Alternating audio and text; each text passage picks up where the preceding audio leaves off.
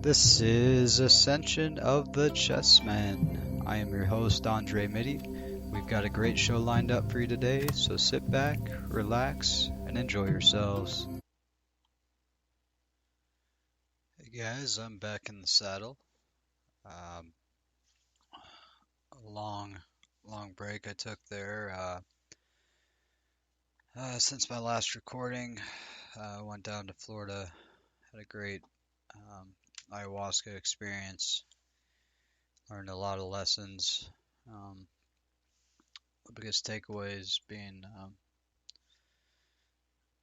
learning to live in balance every day, being a new lesson in that teaching.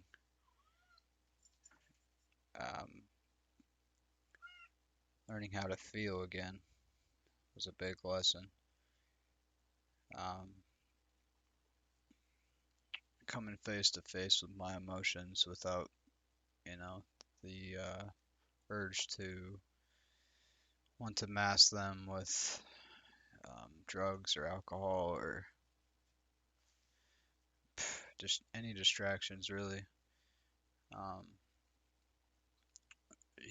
we seldom sit still and just take time to reflect on what's going on deep down inside of us, or what somebody said to us yesterday or 2 weeks ago, if that's still impacting us, whatever it may be. Just taking time to think about that um, in a deeper way, without running from it, just having the urge to eat when you're not even hungry, or smoke weed because you're bored, or it could be anything really. Just having self-control and better self-discipline have been two um, major components of my life right now that I'm putting a lot of effort into. Um, Before I went to the retreat, I was reading quite a bit, um, trying to read every night. Still trying to read every night. I've been slacking on that, but it's like every time I start doing one thing, I've been slacking on better, more consistently, then something else falls back. But it's a lesson to not be over analytical or get down on yourself for what you're doing wrong, but focus on what you're doing right. So what I have been doing right in my life lately is working out 3 times a week. It's been a good balance for me. Been doing a lot of yoga almost every night.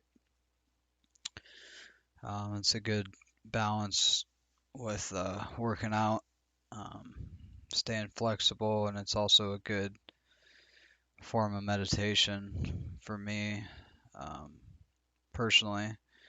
Um, Everybody has their own way of doing meditation or going within, but yoga's been a big one for me since I've been back from the retreat. Um, um, just been, you know, taking a lot more time to myself when I haven't been hanging out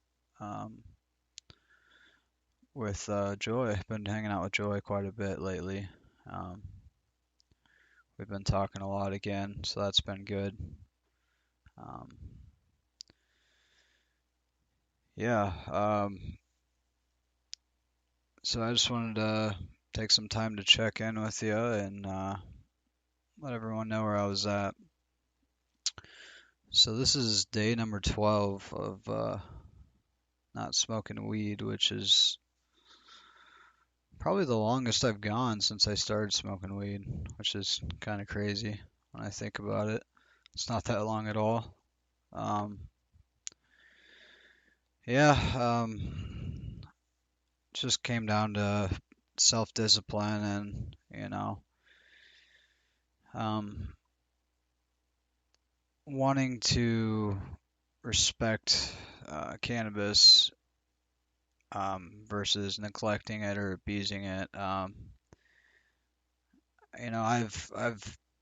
been through many phases in my relationship with cannabis. In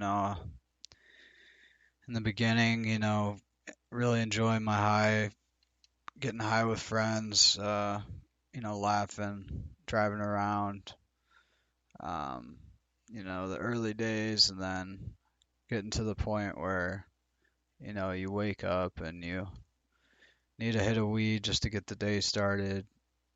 And next thing you know, you're smoking all day, every chance you get a chance to, you're lighting up, and nothing against anyone who chooses to do that, but uh, I'm I'm past that stage in my relationship with cannabis. To me, that's abusing that plant medicine. I do view cannabis as a plant medicine, and I think it should be treated as such. I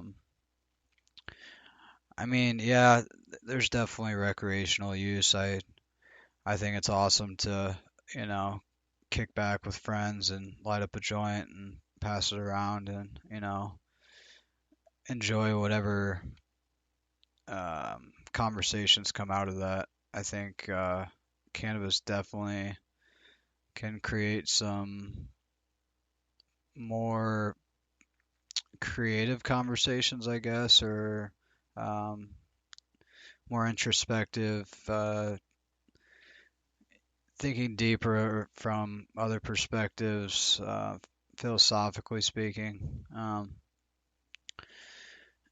But at the same time, cannabis can also put you on the couch and, make you paranoid and overly anxious and, can hardly say a word uh, if you get too stoned. So I've definitely enjoyed both sides of cannabis, the pros and the cons when I was smoking heavy. Um, but yeah, I mean, I definitely do see a recreational side to it. So I don't see it as any different than having a beer with the boys, whatever. Um, but yeah, just kind of starting from square one with my relationship with cannabis.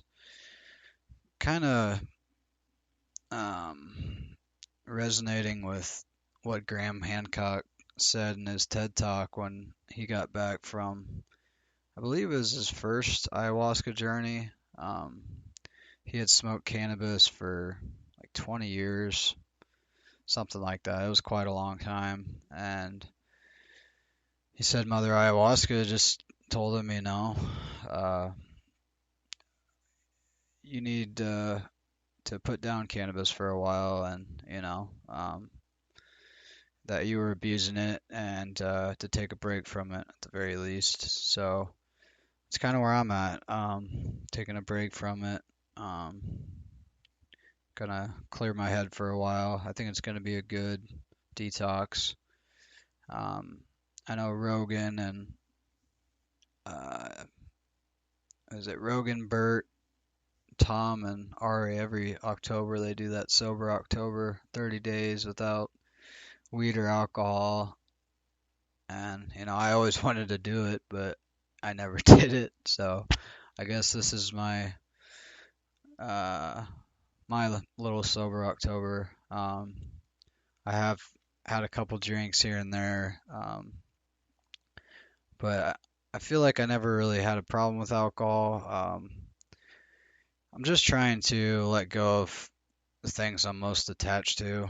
Um, I also am on day 4 or 5, I'm not even sure, of vaping nicotine, which was another big attachment of mine.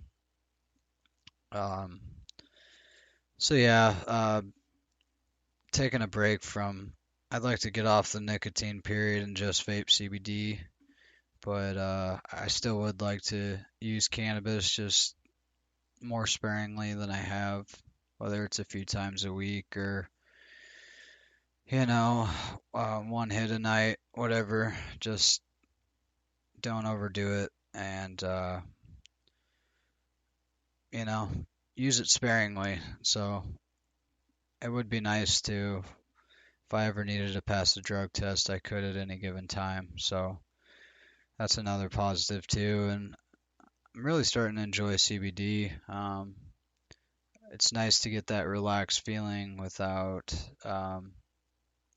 having to worry about anything really. And if I lived in a legal state where I could go to a dispensary and have no worries to buy cannabis, I don't think it would bother me nearly as much. But living in a state where it's still illegal, which is pretty depressing.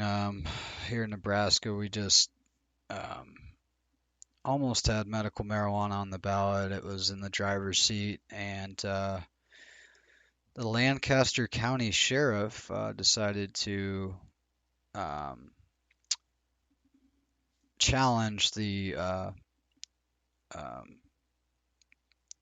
the Attorney General's ruling on it being acceptable to be on the ballot. And I was part of the petition drive to gather signatures to get it on the ballot. I probably spent close to 40 hours volunteering, probably gathered 300 signatures. Across the whole effort, we gathered like 190,000 signatures across the state of Nebraska, which is pretty impressive considering we're in this pandemic, some call it. So that makes it a little tougher with everybody being scared to hug people, let alone sign a petition legalizing medical cannabis in a very conservative state. So yeah, the county sheriff challenged it, and the judges overruled the decision that it was originally supposed to be on the ballot. So here we are back to square one. Very little hope that medical cannabis will be legal in Nebraska anytime soon. So um, it's kind of depressing. I'm going to be completely honest, but keep moving forward. Can't get down.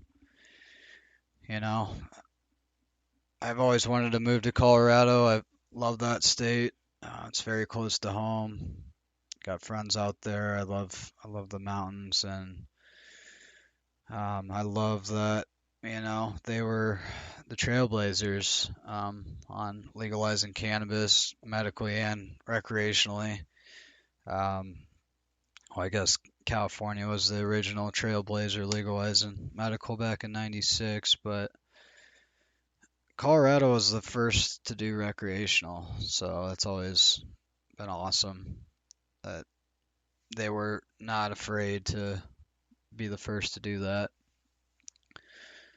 But yeah, so I just wanted to leave you guys with that. Just working on getting some awesome guests lined up in the future.